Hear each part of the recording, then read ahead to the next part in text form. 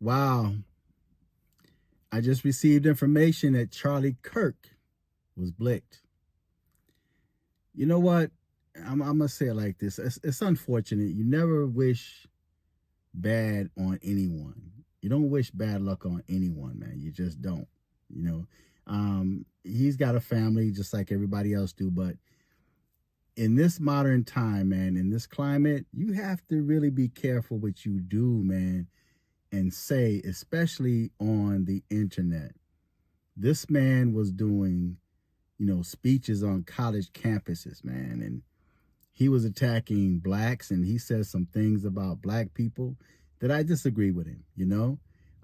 But he made it appear that just blacks were just like violent, and he was giving these statistics, which I really don't believe in these stats, because these same stats are created by the same people that's oppressing the so-called Black American, or the children of those that oppress the so-called Black Americans, right? So I don't really believe in stats, man, because they're manipulated, man. You can manipulate statistics and whatnot. He attacked, transgenders, man. He attacked, and you can expect, especially in this time that we're living in, you just can't get on social media and say the things you say. It's like these people that come under ghost accounts, and they feel because they are behind a computer screen, they can say and do anything they want to, and they can't be touched. Well, somebody touched Charlie Kirk, and guess what? It was not a foundational Black American. From what I saw in the media, the person that they now have in custody is a white man.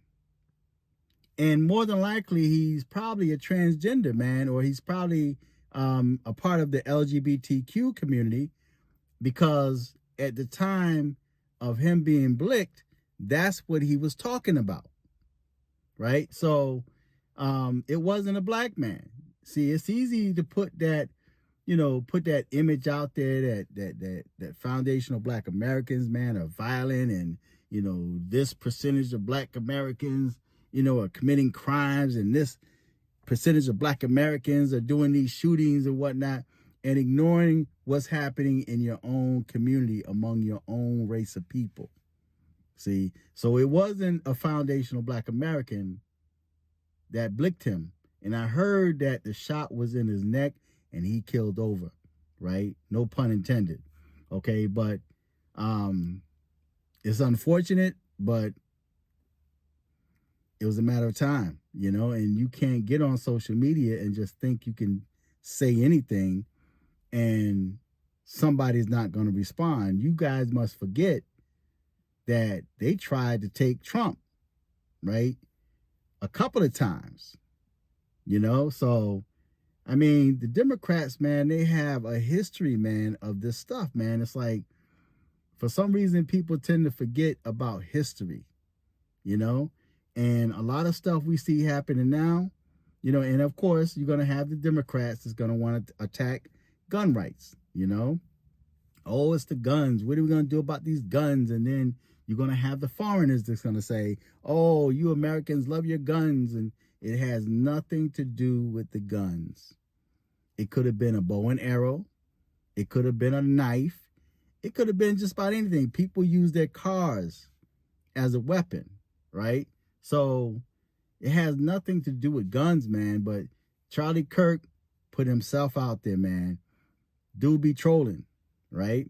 He be trolling. And I recall making a couple of comments on his TikTok, man, things that he said. And although he didn't respond, all of his little white supremacist followers were coming at me, and they were saying some crazy things at me. You know what I mean? And these are people that have no videos. They don't have no type of content. They don't show themselves. But they got everything else, everything in the world to say behind a computer screen. So, it's unfortunate. I feel bad for his children. But at the same time, you reap what you sow.